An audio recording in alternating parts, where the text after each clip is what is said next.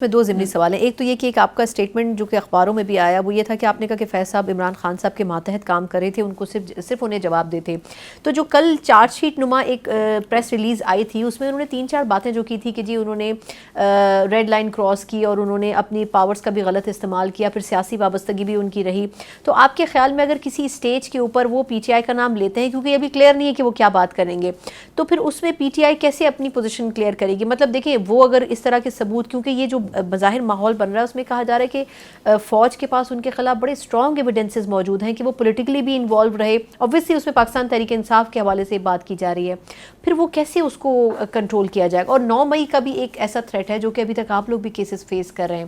دیکھیں بات یہ نا کہ وہی کہ ایزمپشنز پہ اسپیکولیشنز پہ تو کچھ بھی کہا جا سکتا ہے, وہ تو میں نے آپ کو پہلے کہا. فار ایگزامپل میرے اوپر گائے چوری کا پرچہ ہوتا ہے, جو میرے سے ڈی جی خان میں چھینا گیا تھا میرے اوپر پرچہ ہو گیا, یا میرے کسی ایف آئی آر میں لکھا ہوتا ہے کہ میں نے عمران خان کا نعرہ لگایا, جو کہ میں لگاؤں گی کیونکہ میرا لیڈر ہے, میں اس پارٹی کی ہی بینیفیشری ہوں, میں نے اسی کا ٹکٹ عمران خان کے نام پہ ووٹ لے کر آئی ہوں. تو ابھی موجودہ جو انہوں نے میرے اوپر 26 نومبر کی مد میں کیا, انہوں نے یہ کہا کہ جی میں نے پولیس وین سے کمبل چوری کیے, میں نے بسترے چوری کیے, اور میں نے کوئی 125 ہونڈا کوئی موٹر سائیکل تھی 125 وہ میں نے چوری کی. اچھا یہ آپ سب اکیلے ویسے ایک ساتھ اتنی ساری موٹر سائیکل کیسے چوری کر سکتے ہیں؟ That's what I'm really surprised myself too. اس لیے مدعا کوئی بھی کسی بھی ڈپارٹمنٹ کا ہو, پی ایم ایل این کو کوئی نہ کوئی دل کرتا ہے کہ یہ عمران خان کے ساتھ اس چیز کو جوڑ دیں. جہاں تک آپ نے 9 مئی کی بات کی ہے, ہم تو خود میرے لیڈر عمران خان کہہ چکا ہے کہ آپ 9 مئی کی جوڈیشل انکوائری کروائیں. اس سے کوئی ہمیں سیاست سے نہیں روک سکتا, ہمیں کوئی پاکستان ہم نے چھوڑ کے جانا نہیں ہے. میرے لیڈر نے بھی یہاں رہنا ہے, میں نے بھی یہاں پہ رہنا ہے, مقابلہ کریں گے اور پہلے بھی مقابلہ کریں. کون سا ہم مطلب کوئی کسی نے ہماری راہ میں جو ہے وہ پھول بھی چاہے ہوئے ہیں. ابھی جب اسلام آباد آ رہے تھے, بہتر تو ہے کہ حکومت اپنے کرتوت کے اوپر غور کرے, نہ کہ ہر روز کو ایک نئی بریکنگ نیوز دے کے اس کے اوپر آسرا لگا دے کہ اس کی وجہ سے ہم عمران خان کے اوپر ایک اور قدم لگا دیں. آج قومی اسمبلی میں بھی بیرسٹر گوہر صاحب نے بڑا کلیئر کہا, جوڈیشل کمیشن کی انہوں نے خیر آج دوبارہ بھی بات کی, لیکن اس پہ حکومت کی طرف سے خیر کوئی رسپانس نہیں آیا. اچھا ایک رسپانس کیسی آئے گا؟ پہلی دوسری تیسری روز سب کے سب خالی. پیپلز پارٹی نے بھی خود کہا اجلاس کی کیا ضرورت ہے؟ وہی خانہ پوریاں کرنی ہے نا. جس ٹائم پہ انہوں نے کسی کی ذاتی مفاد کی خاطر جب آئینی ترمیم کرنی ہوتی ہے تو پھر تو رات کے اندھیرے میں ان کے حاضریں بھیڑ بکریوں کی طرح پوری ہوتی ہیں, لیکن جس ٹائم عوام کے مسائل پہ بات کرنی ہوتی ہے, فارم 47 کے وزیر اعظم سے لے کر وزیر مشیر تک جن کی لائنیں لگی ہوئی, آپ کو ایک بندہ اسمبلی کے اندر نظر نہیں آتا. اچھا کوئی سیکرٹریز بھی نہیں ہوتا, ان کے اپنے علائی. لیکن چلیے کچھ دنوں میں پتہ چل جائے گا کہ اصل مقصد کیا تھا اس اجلاس کا. اچھا ایک ڈیولپمنٹ وہ بھی تھی کہ آج وہ اچانک سے جو ایک اننون ایجنڈا آ جاتا ہے, اچانک سے جو ربڑ اسٹیمپ ہو جاتی ہے کے اوپر یا اس قسم کی کوئی بل, پتہ چل جائے گا کیا وجہ ہے. جو ہے چھٹی والے دن بھی پارلیمنٹ کھل جاتی ہے جب اپنے مفاد کے لیے ہوتے ہیں, تو اس لیے کچھ دن اس کا انتظار کر لیتے ہیں. اچھا پی ٹی آئی نے ایک طریقے سے ایک پازیٹیو رسپانس ہے کہ اسد کیسر صاحب نے آج انیشیٹ کیا ہے ایک ریکویسٹ ایاز صادق صاحب سے ملنے کی اور سلمان اکرم راجہ صاحب سے. ویسے ابھی اتنی ڈیولپمنٹ ہوئی نہیں ہے, لیکن آپ کے خیال میں جوڈیشل کمیشن کی بھی بیرسٹر گوہر صاحب نے آج پارلیمنٹ فلور پر بھی بات کی ہے, تو آپ کو لگتا ہے کیونکہ ایاز صادق صاحب پھر بھی as compare to other Noon League وہ ایک نیگوسیشن کا کردار ادا کرتے آئے ماضی میں بھی,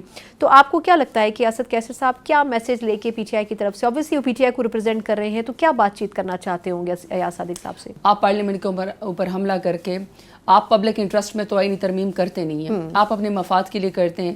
ہم نے اس کے بارے میں بات کی, پھر ہمارا تھا کہ آپ نے 8 تاریخ کو 8 فروری کو ہمارا آپ نے ووٹ چوری کیا, ہم اس کی واپسی کی بات کر رہے تھے. پھر ہم اپنے لیڈر عمران خان صاحب بے گناہ قیدیوں کی بات کر رہے تھے کہ ان کی رہائی ہونی چاہیے, لیکن پھر بات یہاں تک آگے رکی نہیں ہے. وہ ہوا یہ کہ ایف آئی آر کی زد میں تو ہم تھے ہی,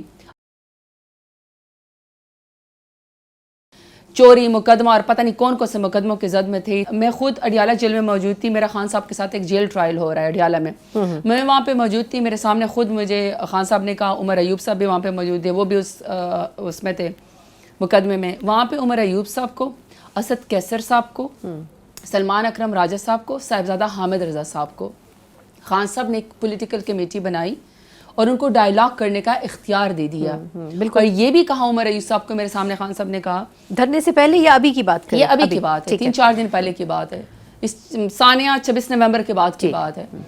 تو انہوں نے کہا کہ آپ کو اختیار ہے کہ آپ ڈائیلاگ کریں اور یہ ساری باتیں جو ہیں وہ سامنے رکھیں. ظاہری بات ہے چونکہ سلمان اکرم راجہ صاحب کو زبردستی ہرا دیا گیا تھا, he is not part of the parliament. باقی جو ہیں عمر ایوب صاحب یا اسد کیسر صاحب یا یہ جو ہیں وہ یہ صاحبزادہ حامد رضا صاحب آلریڈی پارلیمنٹ کا حصہ ہے. تو وہ اب میں خود ایڈوائزری کمیٹی کا حصہ ہوں. اسپیکر صاحب نے کہا کہ بالکل بات چیت کرنی چاہیے اور اس میں ہمیں آگے نکلنا چاہیے بات میں. تو یہ اگر اس کی کوئی ڈیولپمنٹ ہے تو میرا خیال ہے کہ چونکہ اس کمیٹی کا اختیار بھی ہے, وہ جو بات چیت کریں گے, جس طریقے سے وہ آگے پڑھیں گے پولیٹیکل پارٹیز کے ساتھ تمام فورمز پہ, وہ آپ کے سامنے, کیونکہ خان صاحب نے ان کو اختیار دیا, انہوں نے رات کے اندھیرے میں کسی سے میٹنگ نہیں کرنی ہے, ڈیل ہمیں نہیں چاہیے, ہمیں ڈائیلاگ چاہیے, تو اس میں وہ آپ کے ساتھ مذاکرات آپ کے ساتھ وہ سامنے شیئر کریں گے. اگر یہ ہو رہا ہے تو یہ میری نظر میں تو پازیٹیو ہے. اچھا میم, 2 کوئک کویسچنس کیونکہ چیزیں بہت ساری ہیں جو آپ سے پوچھنی ہے. ایک تو یہ کہ یہ جو ڈائیلاگ کی بات ہے, تو اب آپ کو یاد ہوگا ایک روز پہلے عمر ایوب صاحب نے کہا تھا کہ فرشتے ہو یا انسان, ہم بات چیت کرنے کے لیے تیار ہیں. تو اس میسیج کو کیا سمجھا جائے کہ اس کا مطلب یہ ہے کہ اب حکومت سے بھی بات چیت ہو سکتی ہے, یہ آپشن کھل گیا ہے؟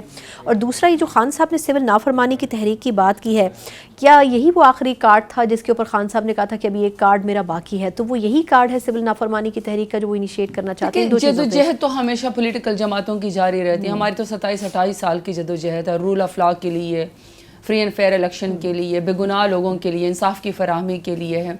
تو ہم تو اپنا ہر فورم پہ یہ مقدمہ جو ہے وہ لڑتے رہتے ہیں, پیسفلی ہم لڑتے رہتے ہیں. یہ اور بات ہے کہ میں نے آپ کو بتایا کہ جس طرح کا سلوک ہمارے سے کیا گیا, ہمیں کہا گیا کہ افغان نیشنل ہے, ہمیں کہا کہ یہ اینٹی اسٹیٹ ہے, یہ یقین کرے بہت دکھ کی بات ہے. وہاں پہ جو ہے سول نافرمانی جو ہے وہ ایک لاسٹ آپشن ہے, وہ پہلا آپشن نہیں ہے.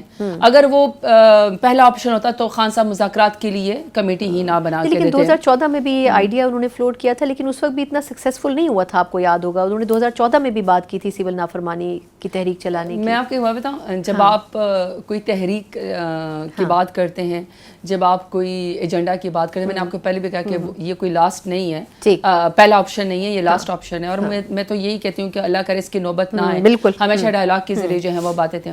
ایک بات یاد رکھے, جو ہم نے جدوجہد کی نا, ہم نے لوگوں کو شعور دیا, ہم نے کوئی کسی سے ذاتی جائیداد کا جھگڑا ہمارا نہیں ہے. یہ نہیں ہوتا کہ دیکھیں وقت کے لحاظ سے کہ اس کا ابھی کیا امپیکٹ ہے, ٹھیک, لانگ ٹرم بیسس پہ ہم نے شعور دیا ہے. عمران خان ایک امید ہے, ایک سوچ ہے, ایک نظریہ ہے, اس کی کوشش تو ہم کرتے رہیں گے چاہے اس کا کوئی بھی فورم ہو. اچھا میم,